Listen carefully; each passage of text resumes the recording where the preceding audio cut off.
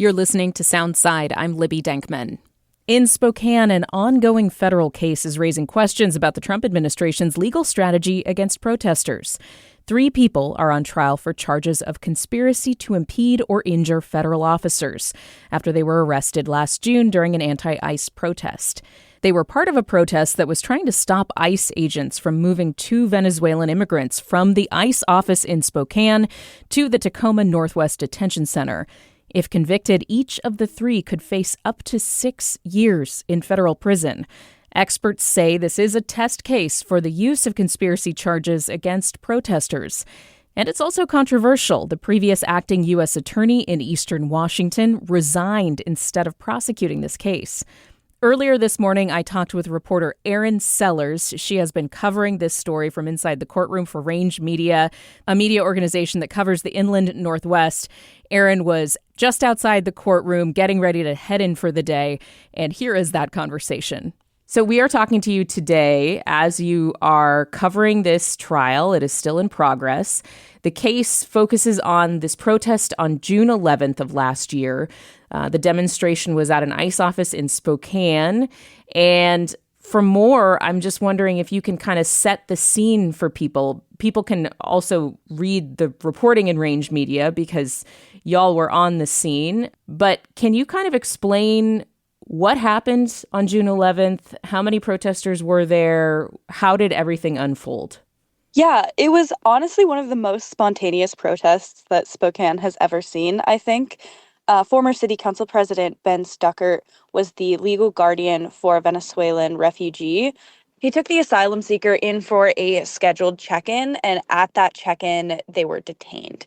And so Stuckert posted a call to action on his Facebook asking for protesters to come down and sit in front of the white bus that typically takes detainees from Spokane to Tacoma. And over the course of the day, the crowd at the ICE office grew. For the first couple of hours, there was like maybe 30, 40 people milling around. At some point, the crowd gets to 90 or 100, maybe around 3:30. Then around 5, there's this sort of big confrontation at a lower gate when ICE agents tried to leave in their vehicles, and protesters formed a human wall to stand in front of the gate, link arms, say that they weren't getting out. They weren't going to take detainees to Tacoma. And then after that, the crowd size just sort of continually swelled. A planned protest in the park that had another couple hundred people ended up marching to the ICE office and joining the protest that was already there. And shortly after that, local law enforcement officers ended up deploying chemical munitions, smoke, pepper balls, and running a caravan in to bring in a van from Border Patrol to transport the detainees. It was a pretty chaotic event from about 5 to 10:30, although it started around 2. So there was like 3 hours of people, handing out cookies and water and sunscreen and playing guitar and chilling in front of the ICE office. But the tenor really changed when ICE agents came out and started shoving protesters at that south gate. So there were dozens of people arrested that day for failure to disperse, right? How did the 9 folks who faced federal charges end up getting targeted? Do you know how this all went down? Honestly, that's a question that we still have. Only, I think, 2 or 3 of the 9 that were later arrested on federal charges were arrested on June 11th for failure to disperse, including Justice for All, who is one of the 3 defendants on trial, still faces local charges for the day's events. However, the other protesters, including Jack Archer and Bajan Mavawala II, who are on trial currently, they were not locally arrested. And so it was kind of a shock to the community when a month later, federal agents showed up at their doors with warrants and took them in. It sounds like in court, the federal prosecution says that they identified Mavawala using facial identification technology from videos of the protest. And Archer, they're sort of characterizing as a leader of what they're calling the conspiracy because they have evidence that Archer did things that organizers at a protest would do, like got people's emergency contacts and can be seen holding a clipboard in some footage, and talked about being willing to risk arrest as a form of civil disobedience by sitting in front of the bus. So, like I said, 9 people faced federal charges. 6 took a plea deal before going to trial. So tell me more about these 3 who are actually on trial. The 3 people, Jack Archer, Justice for All, and Bajan Mavawala. Yes. Jack Archer is sort of a pillar of the local community. They just graduated law school. They're the co-executive director of Spokane Community Against Racism, which is a nonprofit that does policy advocacy work trying to fight against racism in Spokane. They also used to work for the Peace and Justice Action League of Spokane. They've been a human rights commissioner for the city. They've been on committees for the NAACP. So you might call them like a professional activist or advocate. Justice for All, at the time of June 11th, also worked for Spokane Community Against Racism. They are currently a human rights commissioner for the city of Spokane. And then Bajan Mavawala II has sort of a very different case. He says he didn't know anybody that was at the protest before he went. He just saw something on Reddit and decided to go down. He is a veteran. He had an active duty tour in Afghanistan, and his father is currently a congressional candidate here in Spokane. And what are the charges they're facing? It's conspiracy. So the federal government is accusing them of being involved in a conspiracy to impede or injure officers or their property using force, threat, or intimidation. And so the government has to prove that these 3 people entered knowingly into an agreement to use specifically force, threat, or intimidation to stop federal officers from doing their job. And we mentioned already this is an unusual kind of charge to lay against protesters. They're often, arrested and face local charges like failure to disperse from local prosecutors. But for the federal government to levy a conspiracy charge against protesters is unusual, as was noted by the federal prosecutor who decided to resign instead of prosecute this case. Can you tell me a little bit more about how the government has pursued the case so far in court? What kinds of evidence did they present against these 3 people? How has this unfolded so far? Yeah, the government's case, which rested last Friday, hinged mostly on footage of the protest and interviews with both federal and local law enforcement officers. So the federal government showed a lot of body cam footage, protester videos, news coverage, drone surveillance of protesters, and they kind of divided it into 5 categories. This confrontation at the South Gate, later when local law enforcement deployed munitions, and then some other random incidents throughout the day that they're calling things like white bus incident or red bus incident. And it seems like the case that they've been trying to make is that people said that they were willing to risk arrest. And their argument is that that was an intent. And they're trying to prove that that intent included force, threat, or intimidation. So they've been showing a lot of footage of protesters linking arms and not falling down and saying, well, you had to use force back against officers in order to stay on your feet. Weren't you pushing back when you didn't just fall down? Things like that. And then also clips of protesters. There were indeed people who threw munitions canisters back at local law enforcement. None of those people are the 3 people that are on trial, but an interesting quirk of conspiracy is that if it is proved that you are part of the conspiracy and knowingly entered into that agreement, you can kind of be held accountable for the actions of other people in the conspiracy. And each of these defendants is going to get a separate verdict. That they're being considered individually. So one of them could be convicted, the others found not guilty. I mean, this is like each of the people are up for their own charges, but they're being tried together. Yeah, exactly. That's what's kind of weird about this. The federal government presented their full case against all three defendants last week. And then this week, defendants have presented their own individual cases. Hmm. So yesterday, we heard Bajan Mawawala's case and we heard Jack Archer's case. Today, we're slated to get Justice for All's case, although they did call one witness yesterday morning who was going to be out of town for the rest of the week. And what kinds of arguments have the defense team been making? Each of the defendants has a very different case. So for Mavawala, it's kind of hinges on I didn't know anybody here. How could I have knowingly entered into an agreement with any of them? Um, I was just doing what I thought was right. He has worked with a nonprofit that was helping Afghans get out of Afghanistan safely. And so he's been talking about, how he has a soft spot for immigrants and refugees and firmly believes in their right to be in the United States. And so he was just doing what he thought was right in the moment and didn't know anybody. So how could he enter into an agreement? For Archer, there are some voice memos of Archer saying things like, I was willing to risk arrest.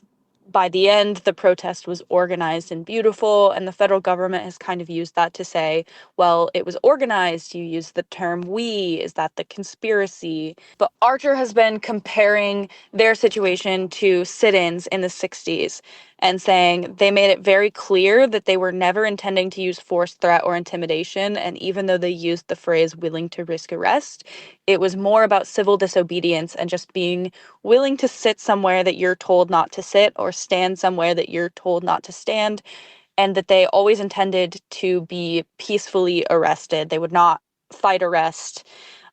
They're repeatedly cited as saying things like, if you can't take a punch without throwing one back, you need to leave. And Justice for All is kind of making the case that, I mean, they behave sort of chaotically throughout the protest. They're in a lot of different places, doing a lot of different things. And I haven't seen their defense yet. We haven't gotten to their case. But in cross examinations, their lawyer has kind of been making the case that, did you ever actually see Justice colluding with anybody? Justice had different tactics than some of the other protesters here. So, how is this a conspiracy? And also, their lawyer has really been poking at law enforcement violence first, and the way there was a sheriff's deputy that was caught on body camera footage before the event saying that he really wanted to hit protesters with a stick, and then later was caught on camera grabbing protesters by their hair pretty aggressively. Hmm. And so she's been really hitting that law enforcement was aggressive first. Protesters were not using force against them until they used force against protesters. That kind of angle, although again, we haven't gotten for All's case. And I understand Range's own reporting, your own reporting, has actually affected the trial. You reported on the X account of one of the federal government's witnesses, and they have now had to come back to trial. Can you tell us more? What's going on? Yes, that was Supervisory Agent Jeremy Burlingham, who was a witness for the prosecution. He was one of the ICE agents that can be seen on video at the shoving down at the South Gate. And I found his Twitter account that he had previously not disclosed to the prosecution, where he had both tweeted about the case, saying on June 12th that one of the protesters needed to be arrested for incitement at a federal level, and then also just had a swath of racist, transphobic tweets calling Black people ghetto garbage, calling trans people mentally ill, posted a video of a Black woman and called it jungle behavior. And the defense team had asked for what's called henthorn material, which would be material that shows the bias of potential witnesses that they could use to impeach them. And that material that was on that X account was not turned over. And so the federal prosecution even supported the defense's request to bring him back into court for re-questioning, because they needed to make the case that we didn't do anything wrong by not turning over this Twitter account. We didn't know it existed. And shortly after my story came out, he deleted his entire Twitter account And so they only had like 45. They'd been frantically archiving tweets, I guess, after my story came out. And so they called him back into court and were like reading tweets that they had archived from his Twitter, both the prosecution and the defense, asking him about his comments. Federal prosecutor Lisa Cartier-Giroux said that she had reported him to his agency and that he was currently under investigation now. But Wow. the defense team very much took it as a like, how can the jury trust you? Our clients are people of color. Our clients are queer and trans people. Your bias is pretty obvious in these tweets. How can the jury trust what you said on the stand about our clients? And I mentioned that the acting U.S. attorney in the Eastern District of Washington had resigned rather than bring this case to trial. Richard Barker told the New York Times, quote, "We are used to seeing people arrested because they refuse to leave an area or they are engaging in civil disobedience." And he added, "When have we used the federal government to police that? That, to me, is a distinction with a difference." And I think that speaks to what seems to be a shift in strategy for the Trump administration when it comes to going after protesters and anti-ICE protesters specifically. Why has the government chosen to go after this case in Spokane? Can you tell, Erin? And are there any clues in how the case is being presented as to why this case? Yeah, I think the timing is interesting. The day after the June 11th protests on June 12th, the Trump administration sent out a memo directing the Department of Justice to both prioritize and publicize any prosecutions of protesters, specifically protesters against ICE. These arrests came after that directive. I think also in the way that the prosecution has presented the case, there's a lot of fear from local organizers that what they consider normal organizing behavior to make sure that a protest does not turn violent and that people are organized and considering their safety, things like collecting an emergency contact list or having a bail fund for protesters who are willing to risk civil disobedience. Those kinds of things are being brought up in evidence in this case as evidence of a conspiracy. And so I think there's a lot of fears that depending on how the verdict goes, this could essentially make regular protesting or organized protesting a federal felony. It's also interesting in the context of like when we think about the Broadview Six, there were only a couple other examples I could find of federal conspiracy charges being used. There were the protesters arrested in Illinois on both conspiracy and obstruction charges, who recently had their case thrown out, and a labor organizer in California named David Huerta. But here in the Ninth Circuit, the example that the federal judge was using to pull her jury instructions from was the Bundy takeover of the Oregon Wildlife Refuge. The men who were involved in that takeover were arrested on conspiracy charges. And so the jury instructions that were used in that case are going to be the model jury instructions for this case, which feels like a pretty wild comparison.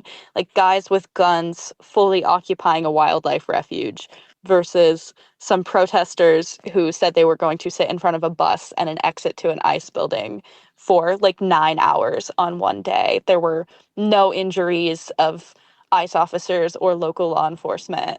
Very, very little property damage. And so it feels like a pretty big escalation from the way that conspiracy charges have previously been used. And you mentioned the Broadview Six. That is a group of protesters that were arrested. Similarly, they had been blocking an ICE agent's SUV outside of a detention center, this time in Broadview, Illinois. That was in September. So this case is kind of being compared to that. Erin, or you're comparing it to that? Yeah, the conspiracy arrests came at pretty comparable times. Mm-hmm.